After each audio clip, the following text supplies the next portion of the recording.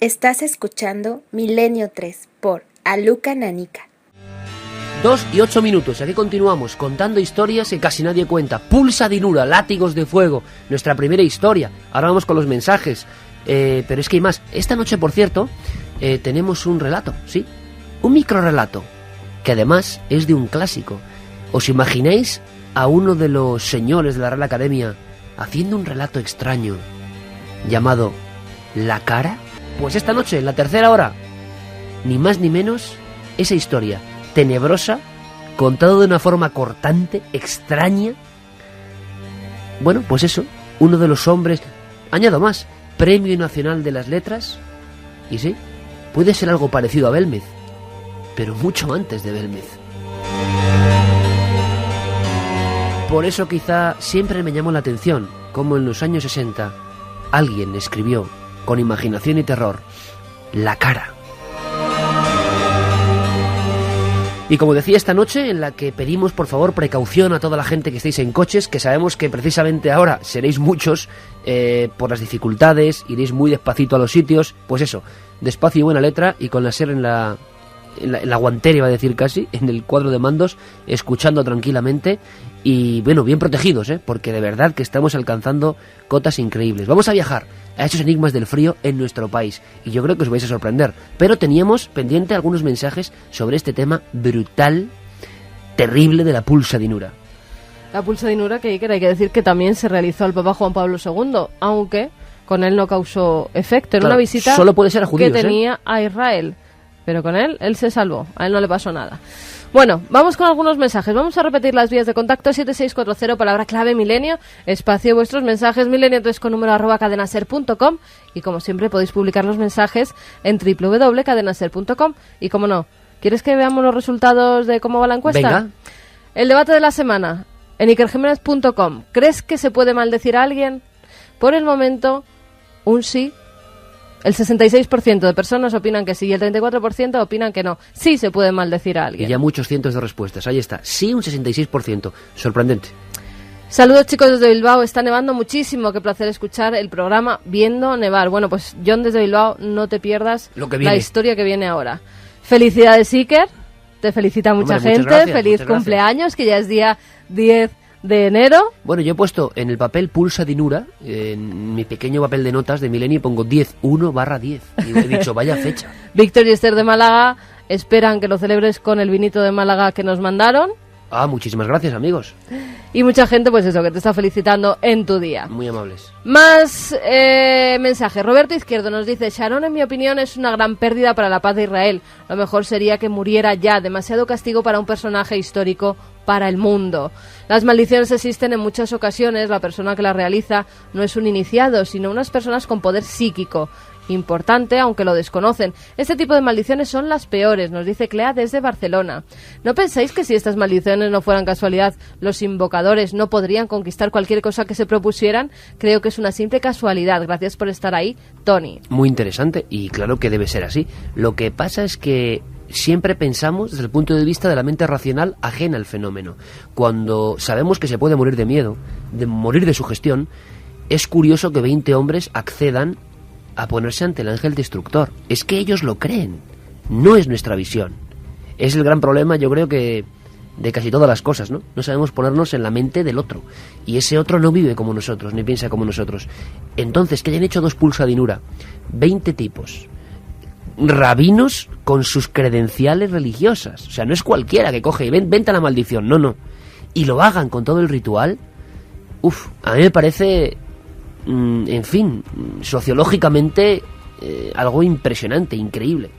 Nani nos dice: buenas noches, estoy casi seguro que las maldiciones fueron una de las primeras armas de la historia del hombre, y cómo no, con el tiempo van evolucionando. Una cosa, Juanje, aunque sean titulares, es que se ha comprobado que no solo este individuo, el inicial, sino varios, tú lo has dicho, ¿no? Y se dan la espalda algunos, o uno solo va vestido de blanco, ya habían actuado ante la misma tumba para hacerlo de Isaac Rabin. O sea que la conexión es total.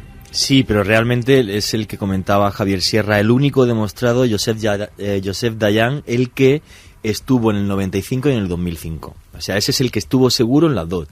Los otros no se sabe. Lo que sí es cierto es que la policía israelí los tiene fichados a absolutamente todos han sido interrogados y todos están estrechamente vigilados, ya que hay alguna rama de estos judíos ultraortodoxos, no sé si Yosef Dayan será el caso o no, que no se sabe, que no sé si la gente lo sabe, pero es muy curioso, se oponen incluso a que Israel se llame Israel, ya que para ellos solamente se puede llamar Israel cuando venga el Mesías, cosa que nunca ha pasado. O sea, hay alguna parte de estos ultraortodoxos que además el hecho de que estén en las, digamos, colonias judías de los territorios ocupados, como es el caso de Yosef Dayan, les hace especialmente peligrosos. De ahí que la misma policía israelí, el Mossad y toda la gente del gobierno israelí les tengan muy muy vigilados ante el hecho de que puedan provocar algún tipo de incidente, no solamente con los palestinos, sino con su propio pueblo, porque el barrio, por ejemplo, ortodoxo de Jerusalén, que es Mea Shearim, pues tú puedes caminar por ahí tranquilamente, los ves, pero no es este tipo de ultraortodoxos que llegan ya a rozar casi un poco de locura. Para mí sí, pero una locura mesiánica. Claro, total, vamos. no solo eso, sino que a mí lo que me extraña es que las autoridades, anunciándose que se va a hacer esto, viendo esos 20 tipos al lado de la tumba, sabiendo qué ha pasado, dejen hacerlo. Claro, cualquiera puede dejar hacer estos actos si han pedido permiso. Es que el tema legal es exactamente igual que en España. Vamos a ver, en España, por ejemplo, yo puedo contratar mañana a un santero para que haga una maldición, pues contra, yo qué sé, mi prima o quien sea, cualquier persona. Claro, ¿eso es un delito o no? Para nuestro Código Penal no es un delito, efectivamente. Claro. Está tan a caballo entre... Claro, es que yo no he ido con una navaja, no voy con una pistola, incluso, una cosa que no hemos comentado. Dayan, según comentan, no estaba contento con el hecho de que Yigal Amir hubiera matado a Rabin, porque él lo que pensaba es que tenía que acabar con Rabin una causa entre comillas sobrenatural, como es el caso de Sharon. Para él con lo de Sharon ha sido perfecto, mientras que lo de Rabin, el hecho de que un judío manche sus manos de sangre para matar a otro judío no entra dentro de lo sobrenatural. Pero por eso luego interpretaban que ese ángel destructor se había encarnado en esa persona para ejecutar. Efectivamente. Más mensajes. Nos decían, por ejemplo, que han visto el vídeo en YouTube y la verdad es que mete miedo. El entorno, la cadencia atávica de las palabras que pronuncian, los movimientos rítmicos que marcan al hablar. Muy interesante, nos decía muy JC. Interesante, JC, tu descripción. Cadencia atávica, sí. O sea, es un ritual que se habla y que desde luego tiene un conocimiento muy, muy ancestral. Carles y muchos otros se preguntaban si esta maldición de los rabinos es tan potente porque no se la echaron a Hitler, o si lo hicieron no tuvo el menor efecto. Porque solo actúa contra judíos, hay que decirlo así, y quizá no se pusieron de acuerdo para hacer este ritual, pero desde luego las dos veces que se ha comprobado, porque una cosa es decirlo, otra cosa es tener las imágenes, es estas dos, Isaac Rabin y Ariel Sharon. Y ahí están los resultados. A nivel histórico, por ejemplo, otro gran rabino conocedor de la cábala, posiblemente como pocos en la historia, que fue el rabino Low en Praga. Efectivamente, como tenía que defenderse de población no judía ante las razzias que había y la gente que mataban, lo que creó fue un golem, fue un hombre de barro al que le dio, mediante también toda una serie de rituales perdidos en el tiempo dentro de los cabalistas, el poder de matar a cualquier persona que entrase o que fuera a hacer daño a los judíos, pero no utilizó la pulsa danura para matar a los cabecillas de la gente que estaba en contra de la población judía en la Praga medieval. Nos dicen también, hola, yo pienso que el poder de las maldiciones radica en el de la sugestión simplemente, pero solo es mi opinión. Conozco a mucha gente a mi alrededor que sí creen en las maldiciones y todos tienen casos que contar, nos decía Ángeles desde Amposta, en Tarragona. Vanessa de Las Palmas dice que ha navegado un poco y ha encontrado un dicho israelí que dice: no eres nadie en el mundo de la política hasta que no te maldicen con una pulsa dinura o látigo de fuego. Pues seguramente todo esto nace en umbrales donde nace además casi la vida a nivel propiamente del ser humano. Los primeros asentamientos, ciudades en toda esa zona. Y ahí aparecen estos ejemplos de la maldad. Vamos con otro asunto, si os parece. España está helada, está congelada. Hay muchas dudas y muchas historias. Nuestro compañero Javi Pérez Campos nos trae una de esas historias, tan solo una, pero hay muchas más. ¿Y cómo pulsa España a las 2:18 ahora mismo? ¿Cuál es la voz de nuestro país congelado en este mismo instante? Buenos días, es sábado 9 de enero y seguimos bajo la influencia del temporal de frío. Esta noche, en muchos puntos del centro y del este peninsular, se han superado los 10 grados bajo cero. Y como decíamos, el frío intenso va a ser la noticia meteorológica de cara a todo el fin de semana. Ya han comenzado a descender las temperaturas, pero durante esta madrugada y en especial en la madrugada del domingo vamos a encontrar registros de mínimas que pueden oscilar entre los 10 y los 15 grados negativos en localidades del norte y el centro peninsular. Y también en esta jornada el viento va a ser un factor meteorológico adverso por el nordeste del país. Esta mañana yo estaba en la camita más a gusto, acabo de salir de casa, pero hace un frío de la Virgen. Yo he salido a cambiar unos jerseys que compré ayer en las rebajas y he subido, eso se lo estaba comentando a mi amiga, que he subido llorando como una magdalena, por eso me he puesto gafas del frío que hacía.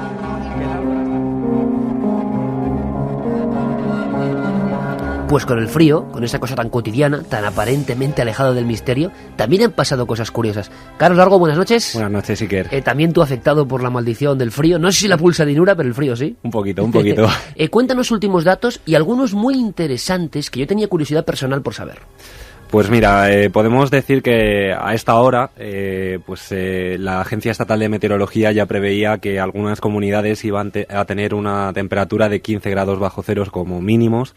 Y 15 de hecho, bajo cero y es mucho, ¿eh? De hecho, también todas las comunidades autónomas, como decían en el último boletín informativo los compañeros, están en alerta máxima por nieves y temperaturas mínimas, salvo Canarias. Y sobre todo hay que prestar atención a las comunidades de Castilla y León, Asturias y Cantabria, donde se van a producir las mínimas. No sé si habrá ocurrido en alguna ocasión que todo el país esté en alerta máxima. Pues no lo sé, pero hay una cosa en este temporal que es muy curiosa, sobre todo como aviso a navegantes para el futuro. Lo que está sucediendo no solo aquí, sino en Reino Unido, en Alemania, en Polonia, que están teniendo temperaturas de 40 grados. 40 bajo cero. Bajo cero. Francia, etcétera, etcétera. Y ya lo he leído en un par de sitios, sería un avance, sería una muestra muy buena de lo que nos esperaría casi de una forma exacta si se produjese la temida detención de la corriente del Golfo, de la corriente termoalina, que es básicamente la que templa a la Europa occidental, la que nos favorece con el clima más o menos templado que tenemos. De hecho, lo que estamos viviendo es lo que se supone que sería una proyección de lo que tendríamos en esas circunstancias, que básicamente, para resumir mucho, sería el clima de Polonia. No el clima de Polonia de ahora, que ahora en Polonia tiene el clima de Siberia, sino el clima normal de Polonia. Pues imagínate esto, pero para siempre. O sea, lo que nos estamos jugando muchas veces con esto del calentamiento global y que nos lo tomamos como bueno para dentro de como muchos años y tal, puede tener consecuencias muy directas y muy próximas. Y yo creo que ahora que acaba de haber una gran conferencia que ha acabado absolutamente en nada por parte de todos los países participantes, pues yo creo que los gobernantes deberían tomarse todo esto un poquito más en serio. Santi, ¿cuál crees que será la temperatura más baja que se ha alcanzado nunca en nuestro país? Pues... Echemos una apuesta. Juanje. 34 bajo cero. Carmen. 27 bajo cero. Yo creo que 37 bajo cero había escuchado. ¿Tú? Jolín, pues yo lo dejaría eso en unos 30, no creo que... Javi, más. Pérez Campos, buenas noches. Buenas noches, Iker. 30 también. Carlos, solución. Pues han dado en el clavo Santi y Javi, porque efectivamente la temperatura mínima en términos absolutos que se han registrado aquí en España, la mínima fueron 30 grados bajo cero en Calamocha, en el Teruel. 17 de diciembre de 1963. Mira, hace Madre poco mía. nos lo decían, ¿eh? Sí. 30. En Londres. 30 bajo cero, tiempo siberiano. En Londres, una persona que era de Calamocha, un gran cortador de jamón, Sí. que encontramos de jamón Sí. serrano en Londres, nos decía que él era de Calamocha y precisamente nos hablaba de esa gran nevada y esas temperaturas tan bajas que vivieron. ¿Y lo máximo que se ha alcanzado en estos días de frío? Pues en estos días han llegado las temperaturas, como decíamos, la pasada jornada de la madrugada del viernes al sábado, por ejemplo, llegaban hasta 10 grados bajo cero, sobre todo en comunidades de Castilla y León, Cantabria, Pero en la yo he zona escuchado norte. hasta 20 bajo cero, en Soria. En Soria también se llegó a producir esta temperatura Madre mía. mínima. Bueno, en Soria, 20 en bajo cero. Albacete y en Teruel te daré luego algunos datos de temperaturas que se han producido a lo largo de la historia, porque son terribles. Y nieve acumulada. ¿Qué tiene que ver esto con el misterio? Bueno, vamos a resolverlo. Javier Pérez Campos, nuestro compañero, nos informaba de cómo la nieve había aislado a algunos pueblos de España y lo que sucedió a partir de eso. Viviendo en cuevas, viviendo casi como en la prehistoria, y no hace tanto tiempo a nivel cronológico. Cuéntanos. Pues todo esto ocurrió en 1888, precisamente por eso la llamaron la Nevadona de los Tres Ochos. La Nevadona de los Tres Ochos. Dijeron que era la madre de todas las nevadas, que nadie recordaba nada igual, y fíjate, toda la información que tenemos actualmente sobre la mesa es información recogida de periódicos de la época, de periódicos locales, porque la prensa nacional fue imposible publicar absolutamente nada porque no llegaban los corresponsales a la zona. Concretamente Cantabria y Asturias, que son las dos zonas donde se produjeron principalmente estas grandes nevadas, estaban totalmente aisladas de Castilla, del resto de España y por supuesto del resto del mundo. ¿Hasta qué punto llegó la nieve? La cota máxima en zonas muy concretas, 8 metros de altura. 8 metros de altura. Claro, estamos hablando de elementos ahora que nos sorprenden y vemos a los reporteros metiendo la bota y diciendo, mira, 1 metro, 8 metros de altura en el mismo año, un año muy marcado, ¿verdad? Santi estará pensando lo mismo, de los crímenes de Jack el Destripador. Efectivamente. El triple 8. 8 metros de altura en zonas de Asturias en concreto. En zonas muy concretas, sí. De hecho, lo medían con los postes de telégrafos, viendo cómo hacia dónde llegaba la nieve, ellos eran capaces más o menos de atisbar los metros que alcanzaban las cotas de nieve, claro.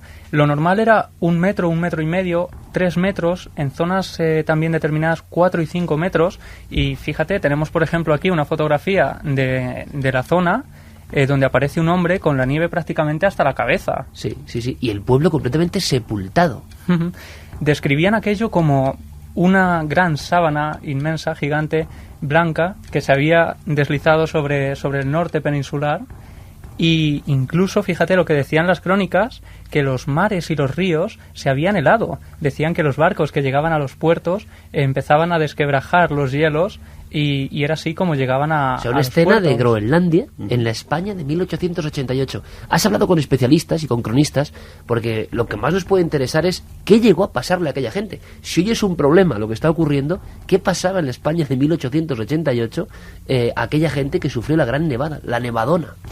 Claro, hemos hablado con José Manuel Puente, que es un profesor en Geografía e Historia, y realizó un estudio realmente exhaustivo sobre todo esto, y principalmente lo más curioso es lo que sucede alrededor de los pueblos, ¿no? Cómo se empiezan a quedar completamente aislados, cómo intentan sobrevivir, porque claro, los animales no tienen alimento, con el frío empiezan a perecer.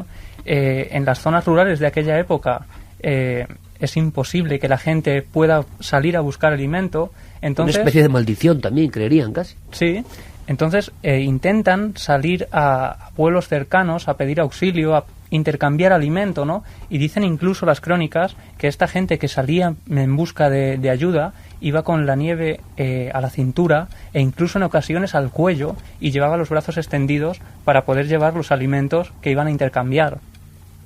¿Qué pasó con aquella gente? ¿Qué ocurrió? Porque hay una especie de elementos laterales a esta historia, Javi, que a mí me sorprendieron mucho, y es la vida como en la prehistoria. De repente, toda la tecnología de esa época de las luces, la nieve la colapsa, que es algo que aprendemos ahora, ¿no? Cuando a la naturaleza le da por ahí, todo se colapsa y se vuelve a las cuevas. Sí, ocurre concretamente en Bulnes, el pueblo de Bulnes. Los vecinos se ven completamente atenazados por aquel temporal que son incapaces de controlar y deciden finalmente, al ver que unos días intentando resistir, ven que no pueden con aquello, intentan huir del pueblo porque además el gran peso de la nieve sobre las casas hace que éstas se vengan abajo, acaba con las casas de todos los vecinos y un grupo de 40 vecinos huye de Bulnes para buscar refugio en localidades cercanas. Y es entonces cuando se ven amenazados por una tormenta mucho mayor que la que les estaba amenazando hasta entonces y deciden refugiarse en una cueva que encuentran por el camino. Entonces, ante el desconcierto de todos los que están allí, ven cómo la nevada no cesa, sino que nieva incluso con más fuerza que hasta el momento, hasta que, completamente atemorizados, sin poder hacer absolutamente nada, ven cómo la entrada a la cueva se va bloqueando poco a poco hasta dejarlos completamente encerrados dentro. Pero esto fue algo que superó todo lo que ellos podían prever y las dificultades fueron máximas. La gente padeció auténticas situaciones de miseria sobrevenida con motivo de la nevada.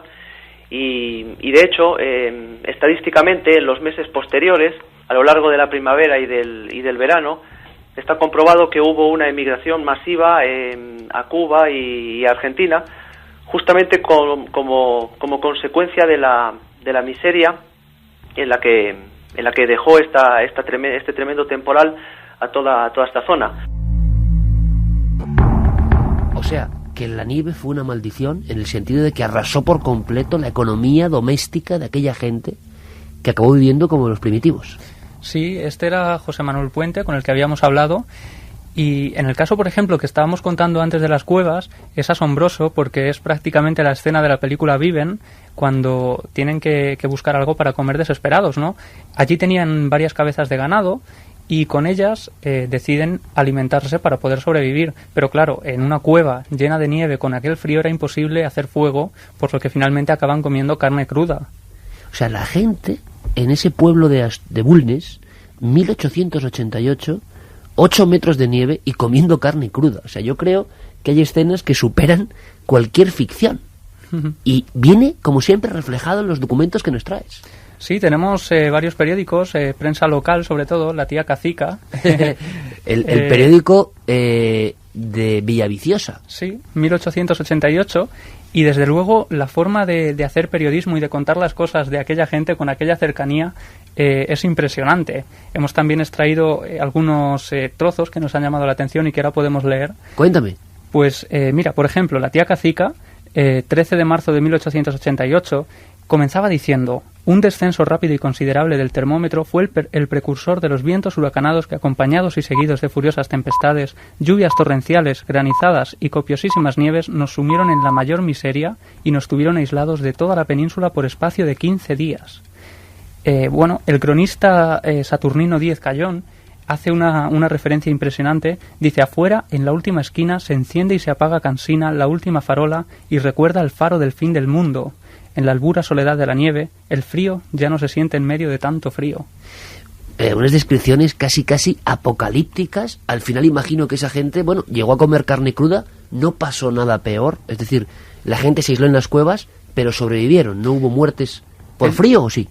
Ellos sobrevivieron, pero hubo bastantes muertes, no solo por el frío, que también, sino sobre todo por avalanchas, derrumbamientos de casas que por el peso, como decíamos, se venían abajo.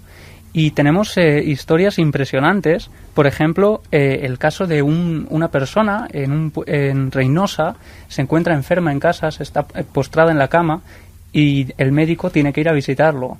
Dicen las crónicas que el médico tuvo que entrar por el balcón de la casa porque la nieve había cubierto la primera planta. 8 metros de altura la nieve en Asturias. O sea, siempre todo lo que imaginamos tremendo ha pasado ya. Tú hablabas de temperaturas últimamente, ahora, que quizá nos están dando con tanto vuelo en algunas provincias españolas, increíbles, ¿no? Bueno, nos están escribiendo, Iker, que han estado a 27 bajo cero hace 15 días en León. Juanjo desde León. 27 bajo cero. En Villamanín se alcanzaron los 27 bajo cero hace 15 días. Ahora mismo están a 8 bajo cero. Pero 27 bajo cero es que es a 3 del récord. Al parecer el récord está en Cataluña con 32 grados bajo cero en el estanque Gento, en el límite del Parque Natural de Aigües Tortes, nos decía Alex, y fue el 2 de febrero de 1956. Bueno, ahí también está competencia en... Es que también hay un problema a la hora de los datos de la climatología, en el hecho de que sean oficiales o no, porque muchas veces la climatología, pues lo hacen personas que no tienen ningún tipo de remuneración, y entonces pues es complicado. Pero yo recuerdo por alguna vez, por ejemplo, que está en Duruelo de la Sierra, que es en Soria. Y bueno, a mí me comentan que todos los años es fácil llegar allí a 22, 24 bajo cero. Es el punto más alto de la provincia de Soria. Que bueno, para que te hagas una idea, Doctor Cibago no es Siberia, es Duruelo de la Sierra en Soria, es cierto. Todos los bosques que ves y la Gran nieve pueblo. Es Duruelo de la Sierra, efectivamente. En fin. Que nos vayan diciendo, ¿no?, las temperaturas. Sí, por favor, que están. 27640 y en la web de la cadena SER o por correo electrónico milenio3@cadenaser.com. ¿En qué punto de España, o quizá del mundo, por qué no, habéis visto un marcador, habéis sufrido mayor frío? Yo creo que es difícil imaginarse ese 27 bajo cero en León. Porque ahora no estamos acostumbrados, pero hace siglos, en el siglo XIX, por ejemplo, a finales del siglo XIX, casi cada invierno, estas temperaturas eran más normales que ahora, ¿eh? Con todo el cambio climático, fíjate, por ejemplo, hay datos de 1883 en los que se habla de Ávila menos 11,8, en Burgos menos 13, tenemos del siguiente año... Son superiores ahora mismo que esa. Lo que está pasando ahora es peor que en eso. Albacete menos 21. No está mal. En 1885, menos 17 ese mismo año, en Burgos menos 21, en León menos 17, en Jaca menos 14. Además es que están recogidos año por año. La verdad es que son impresionantes. Bueno, o sea que estamos en uno de los inviernos seguramente más crudos de nuestra historia. Sí, eso sí. Y queremos recordar quizá lo peor, ese triple 8 que se conjugó de manera casi maléfica sobre una zona de Asturias. Sí, y José Manuel Puente nos contaba que es que el siglo XIX y concretamente en 1888 se dieron ahí los últimos coletazos de la última edad de hielo, la última edad glacial, y por ello fue precisamente por lo que se dieron estas cotas de nieve. Hubo varias nevadas impresionantes en el siglo XIX, pero esta de 1888 fue sin duda una de las que se llevó la palma. Y si quieres vamos a escuchar a José Manuel Puente contándonos una historia impresionante de uno de los supervivientes al que llamaron el niño que sobrevivió a la nieve. La situación de las avalanchas donde más crítica fue justamente en Pajares. Allí fallecieron en una avalancha 10 personas el día 26 de febrero. Ten en cuenta que estas 10 personas se las tardó en rescatar exactamente 4 días y hubo solamente un sobreviviente, un niño de 5 años que le encontraron vivo. Este niño se llamaba Antonio Fernández y junto con él falleció en el derrumbe de su casa por la avalancha su madre, que estaba embarazada, una hermana y su abuela. Pues esta era una de las historias más impresionantes que más impactados nos había dejado, porque era el niño que sobrevivió a la nieve. En brazos de su madre lo encontraron 4 días después de que su casa se viniera abajo y quedara completamente llena de nieve. Bueno, es que este elemento que nos fascina y a la vez nos aterroriza, porque es capaz de hacernos pasar grandes momentos y a la vez dejarnos en las grandes miserias, como estamos viendo en este caso. Sobre todo, Javi, que una zona de España sufrió emigración total porque un elemento tan exógeno que puede parecer decorativo en estas fechas puede arrasar. Y más, en ese año hemos aprendido 2 cosas importantes: que eso es posible, que se llegaron a cotas increíbles y que fue la gran nevadona de 1888. Gracias por la crónica, Javi. Si quieres, Iker, como último dato, vamos a dar las cifras de los desastres de aquella época. Más de 200 casas derrumbadas. Nieve, solo por la nieve. Sí, solo por la nieve. Más de 3.000 cabezas de ganado muerto por la nevada y alrededor de unas 30 muertes de personas que estén contadas y de los que haya constancia, claro. Magnífico trabajo, compañero. La historia de la gran nevada 1888, el triple 8, que arrasó una zona de nuestro país. Quisimos adelantar el tema porque, desde luego, mejor noche para hablar de este asunto, para contemplar la nieve de otra forma, imposible. Menuda historia. Historias que vivieron los abuelos de nuestros abuelos. Gracias, Javi. Gracias, Iker.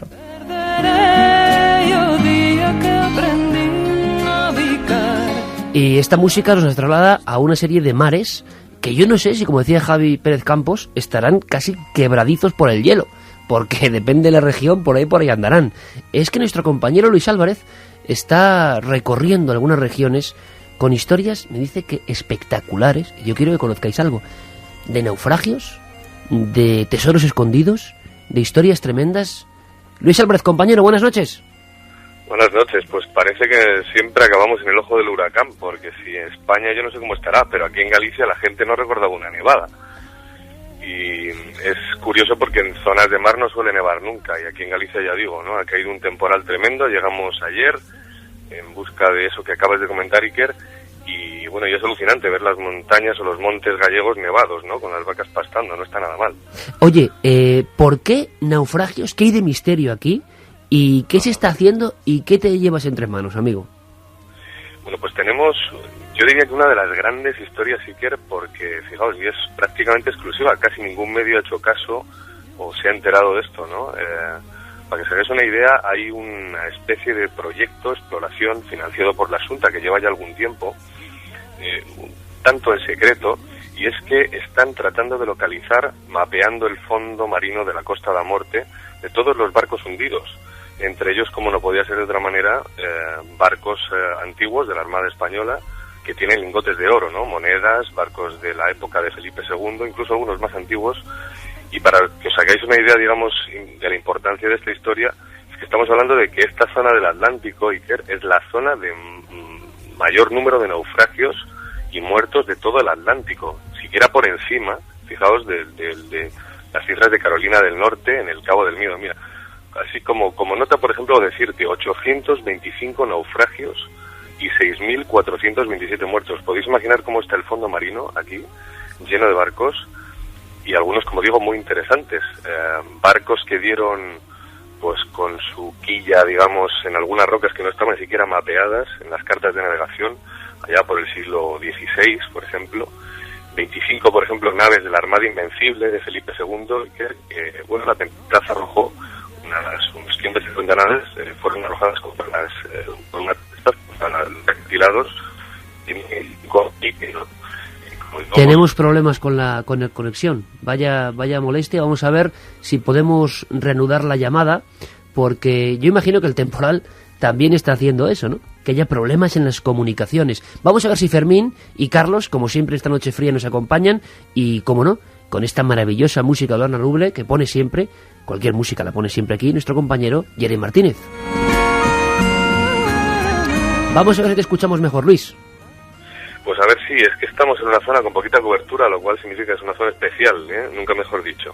Pues no sé dónde nos habíamos quedado, Iker, pero comentaba que 25 barcos de la Segunda Armada Invencible de Felipe II fueron arrojados contra los acantilados, pero una expedición de nada menos que 150 naves que iban, digamos, a vengar, ¿no?, lo que pasó en Trafalgar, ¿no?, con el comandante Nelson, y 25 de esos barcos fueron arrojados contra el acantilado, cayendo en el fondo marino, y ahora se está tratando de mapear, de localizar exactamente dónde están, y ya veremos a ver si para bajar a rescatar ese oro. Lo que sabemos por lo pronto es que uno de los investigadores, uno de los arqueólogos que está encabezando el proyecto, me comentaba hace unas horas que sí que tiene localizados algunos de estos barcos, que mañana o el lunes tratará de llevarnos hasta la vertical, y siempre, digamos, no desvelando las localizaciones, porque también tenemos que hablar de que hay gente que trata de espolearlo y desde hace mucho tiempo además, ¿no? ¿Qué tesoros? ¿Qué se comenta sobre los tesoros que hay ahí abajo? ¿Cuáles son los que más pueden llamar la atención al público?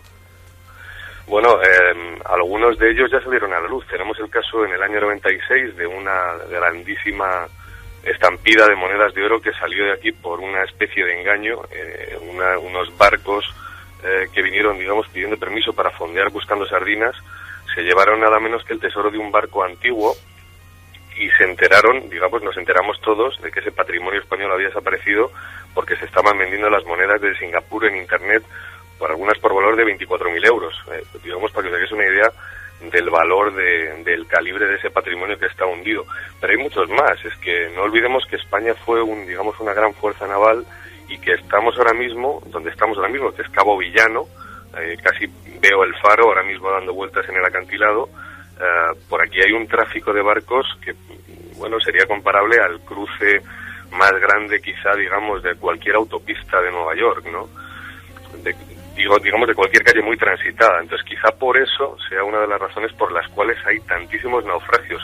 Pero si hay que destacar una cosa, hay que de esta historia, es la leyenda negra que dice, y que crearon los ingleses allá por el siglo XIX, que eran precisamente los gallegos, el pueblo gallego, el que encendiendo hogueras en los acantilados trataba de que los barcos se estrellaran contra las rocas, digamos, para saltar y para robar las mercancías, ¿no? Y ya lo exploraremos quizá en más profundidad, probablemente en el programa, cuando salga en Cuarto Milenio el reportaje, ya podremos analizarlo en profundidad, porque es una historia que es falsa. El pueblo gallego nunca encendió hogueras, pero aquí se mezclan muchas cosas. Hablaban de que encendían los cuernos de las vacas para que, creando una imagen ilusoria en la línea del horizonte, los barcos se estrellaran contra las rocas, nada menos, ¿no?, contra el acantilado. ¿Qué sucede? Que es que hay 6.000 muertos, son muchos muertos, y digamos que ya es hora de que esa leyenda negra sea, digamos, quitada, ¿no?, de esta zona de España, ¿no?, que, como digo, fue absolutamente inventada, ¿no? ¿Hay algo de los cuerpos? ¿Se sabe algo de tantos cuerpos, miles de cuerpos? ¿Ha quedado algún resto? ¿Se ha buscado algo? No solo el tesoro material, sino algo de aquellas almas que quedaron allá abajo. Fíjate, me contaba Iker, es una gran pregunta, porque me comentaba precisamente el arqueólogo jefe que va a encabezar esta exploración, así como algunos otros vecinos a los que hemos preguntado, que encontraron en una ocasión un anillo porque el cuerpo no estaba, ¿no? Pero un anillo con una fecha grabada y un nombre, y estuvieron haciendo una indagación en los archivos de las parroquias, imagino, y encontraron a la persona que era propietaria de ese anillo. En realidad era un hombre que había enviudado y había decidido marcar el nombre de su mujer y la fecha de su muerte en ese anillo, ¿no? Él también pereció en la mar, y qué casualidad que ellos justo lo encontraran, ¿no? Como eso, mil cosas más, ¿no? Cuando, digamos, hay un naufragio, los cuerpos suelen ser arrojados por la mar a la orilla. Todos esos cuerpos, todas estas gentes de donde estamos ahora mismo, en Camariñas, en Cabo Villano, han visto escenas dantescas. Quizá por eso les duela tanto el tema de la leyenda negra, porque más que nada siempre trataron en esos accidentes, ¿no? En esos accidentes en los que los barcos se embarrancaban, de poner a salvo a las tripulaciones, y cuando no podía ser así, de rescatar los cuerpos y enterrarlos. Es el caso de Cabo Doboy, en el que hay un cementerio de ingleses de 170 cuerpos de ingleses que están enterrados con una cruz en una gran fosa común, ¿no? Es el caso del Serpen, el HMS Serpen, que era un acorazado inglés que, bueno, pues quizá por un error imperdonable, ¿no?, de su capitán, pues llegó, digamos, a romper la quilla del barco con algunos de los salientes de esta zona en una noche de tormenta, de tempestad, de mucha niebla, como sucede, y se fue a pique con toda la tripulación, ¿no? Entonces, es a partir de aquí, de hecho, ojo, cuando se decide, por orden de Isabel II, de colocar faros en las costas. De hecho, el Cabo Villano es uno de los primeros, el que estamos viendo ahora, y es el primero, de hecho, que tuvo luz eléctrica aquí en toda Galicia. Luis, no está nada mal. Por desgracia, la comunicación no es todo lo fluida que deseábamos, la recepción no es del todo lo fluida que pueden desear sobre todo los oyentes, pero desde luego has hecho un mapa de una serie de historias que se concentran en más de 6.000 y pico muertos ahí debajo, tesoros, armazones, y una historia que ahora se empieza a recuperar, y con tu ayuda podremos ponerle imágenes. Yo creo que en esta noche era interesante, esta noche fría, esta noche desapacible, desabrida, dirían algunos, pues no solo recordar historias como la Gran Nevada de 1888, sino saber que ahí debajo de las aguas negras y heladas hoy de Galicia sigue habiendo mucha historia que tú seguro que nos vas a recuperar. Por desgracia, la comunicación no llega perfectamente, y así que te dejamos investigar tranquilamente, compañero. Déjame, Iker, una última cosa, si hay un minutito, si me permites. Cuéntame. Para que pongan el último corte que teníamos, que es un corte que, digamos, va a dar la sensación dulce a toda la audiencia de qué es lo que estamos haciendo aquí, porque el pueblo gallego, dentro de toda esta gran tragedia, ¿no? Muchos cuerpos son de gallegos, precisamente, otros no, son de extranjeros, pero suele tomarse las cosas con, digamos, con humor. Vamos a dejarlo ahí. Y son grandes anécdotas de algunos de estos naufragios que son historias verdaderamente tremendas, ¿no? Un perro salvó al capitán del Trinacria, lo trajo a la playa, y un gato condujo un barco en la Costa da Morte. Se da el caso de que el compostelano, también de esa época, del final del siglo XIX, llegó sin la tripulación, abandonó el barco, se fue al garete el barco, no tenía mando, pero el barco, lejos de ir contra las rocas, entró en la ría de Cormilase, sorteó los meandros de Lanllóns y paró en el lugar que llaman Atelleira. Y cuando le avisaron a la tripulación que había desembarcado en otra zona de la costa, ¿no?, dando el barco por perdido, que el barco estaba intacto en Atelleira, no se lo creían, porque estaba sin gobierno. Pero no estaba sin gobierno, dentro había un gato. Entonces la gente empezó a hablar de que el gato condujo el compostelano hacia la costa. El capitán. Era el capitán, el gato. Y cuando en los años 50 los desguazadores de Camelle estuvieron actuando sobre el Serpen, compraron la chatarra del Serpen, estuvieron actuando sobre el Serpen, un acorazado inglés, pues había un pulpo que a uno de los desguazadores de Camelle, que es una persona viva aún, le traía monedas de oro. El pulpo, atraído por la gente, cosas que brillaban, pues dio con una saca de monedas de oro de algunos de los tripulantes y trajo varias monedas de oro y cuenta este señor: yo tuve una de esas monedas, mi abuela la tenía, pasa que yo cuando era pequeño, mi abuela pues la convirtió en un anillo, la fundió. Luis Álvarez, compañero, muchísimas gracias. Al final con una anécdota casi surrealista. Rocambolesca. Sí, como es Luis Álvarez. Muchas gracias, compañero, feliz investigación. Un abrazo fuerte, compañeros, buenas noches. Acaba de ocurrir una cosa en este mismo instante mientras escuchábamos la increíble historia del pulpo robador. Por cierto, que es que ha habido hace poco un pulpo que utilizaba cosas como escudos con sus patas. Me acuerdo perfectamente de la imagen. Utilizaba los cocos para taparse. Los pulpos, ese animal que siempre ha estado mal visto, no sé por qué, su aspecto extraño. Ha pasado algo ahora mismo. Mira, a las 2:32 la agencia EFE lanzaba un teletipo en el que decía que un terremoto de 6,5 grados ha sacudido el norte de California. Iker, me imagino que ahora los servicios informativos nos darán más información, porque 6,5 grados mucho, sí. Es mucho. Allí se ha producido a las 4:27 de la tarde, hora local, 0:27 aquí, en España, y que ha sido localizado a 16 kilómetros de profundidad. Bueno, ahora me imagino que los servicios informativos de la SER nos darán toda la información. Oye, una cosa importante, la encuesta, ¿cómo va? Si yo hago una encuesta paralela y le digo a Juan G, peor o mejor es la respuesta, ¿cómo será el futuro dentro de 10 años? ¿Peor o mejor? Yo espero que mejor. No, yo no he dicho espero, no, te digo, ¿mejor o peor? De forma taxativa, mejor. Javi Pérez Campos. Pues igual, espero que mejor, pero desde luego no parece que vaya a ser mejor. Ya, pero ya eso es aportar algo más. Santi. Bueno, tú nos lo cuentas luego. Yo digo que depende de para quién. Has hecho como... Claro, ¿y en qué, no? Tecnológicamente me imagino que mejor. En cuestión de valores personales me imagino que pero peor. humanamente es lo que más nos importa. No lo sabemos. ¿Hacia dónde va el futuro? Santi ha hecho el reportaje del futuro. Eso lo hizo Luis Miratvilles hace muchos años. Reportaje al futuro. En la tercera hora, sorpresas. Y muchos invitados contando cosas que además es que nos llevan mucho en juego. Es decir, hay cosas importantísimas, claves. Como dice Santi a lo del tiempo, esto se lleva estudiando muchos años. Y la gente parece que hay cosas que, bueno, da lo mismo. El mundo está cambiando. En el 2020, ¿cómo estaremos exactamente? Bueno, pues ahora llega el momento de que conozcáis esta historia, interpretada por Carlos Cala. Hace muchos años compré un libro donde venían relatos que de alguna forma fueron marginados. Y muchos eran de autores muy importantes. Uno de ellos, os lo decía, Real Académico de la Lengua, Premio Nacional de las Letras, es el poeta vivo, Pere Gimferrer. Y Gimferrer, como tantos otros, ha tenido una incursión en el terror.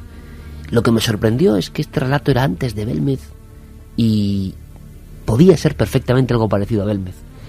Lo leí hace unos 16 años y a mí me impresionó. Y he pensado, ¿por qué no llevarlo a la radio? Es muy cortante. Parece que está basado, quién sabe, si en un hecho real. Pero en las primeras obras del poeta describió la historia de una cara. Lo importante de esto es que no es un relato como los que puede hacer Teo Rodríguez o puedo escribir yo, o en alguna ocasión hemos hecho aquí, sino que lo hace toda una autoridad en la materia. Y me parece un relato muy misterioso.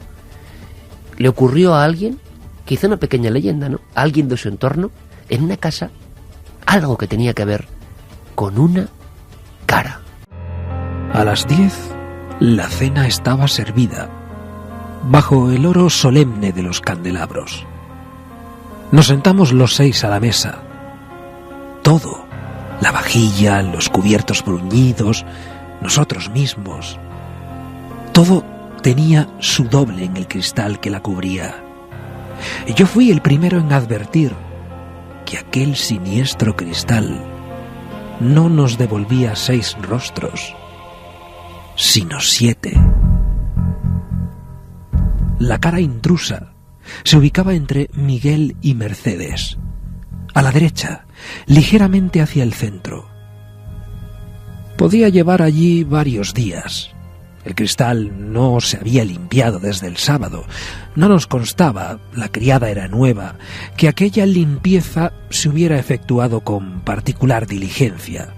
Y ya se sabe que uno puede comer maquinalmente, sin detenerse a buscar sus sosías en el cristal.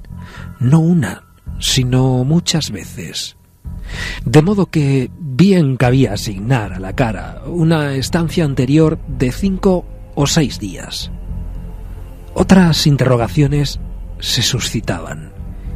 Si había permanecido allí las 24 horas de cada uno de estos días, si durante ellos su situación en la mesa había variado, si a cada día había correspondido una cara distinta.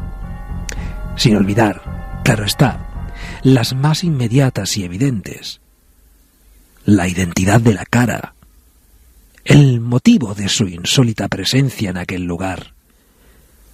Creo que es hora de describir el objeto de nuestras dudas. La cara podía contar 30 o 35 años de edad. Todo en ella indicaba serenidad, o más bien indiferencia. Las facciones eran regulares y correspondían a un individuo del sexo masculino. Tenía los cabellos de color rubio. Los ojos oscuros se insinuaban bajo el arco de las cejas. Nos miraba. Pasé una mano ante la cara. No lo acusó. Quizá estuviera fingiendo. No me atreví a tocarla, aun sabiendo que tal vez de este modo desapareciera. Después de todo, era una cara viva. Retirar el cristal sería otra solución. Falsa. No tardé en reflexionar. La cara podía permanecer unida al cristal o surgir de la mesa desnuda. Ninguna de las dos posibilidades me agradaba, sin contar con el penoso cariz de mutilación que revestiría la ceremonia. En todo caso, la cara no parecía hostil. Evidentemente no nos pedía, si es que había advertido nuestra presencia, otra cosa que quedarse donde asombradamente la habíamos encontrado. Se imponía desplazar nuestra cena al salón. Dudé un momento en el umbral. Sin duda era preciso dejar la puerta cerrada, pero me desazonaba matar todas las luces. El pensamiento de que acaso esta medida, inofensiva por lo demás, precipitase el éxodo de la cara, me decidió a condenarla a la penumbra. Erradamente, porque noche tras noche se obstinaba en el cristal. Comer en el salón se convirtió en un hábito. Finalmente el comedor, casi siempre cerrado y a oscuras, se abandonó a la cara.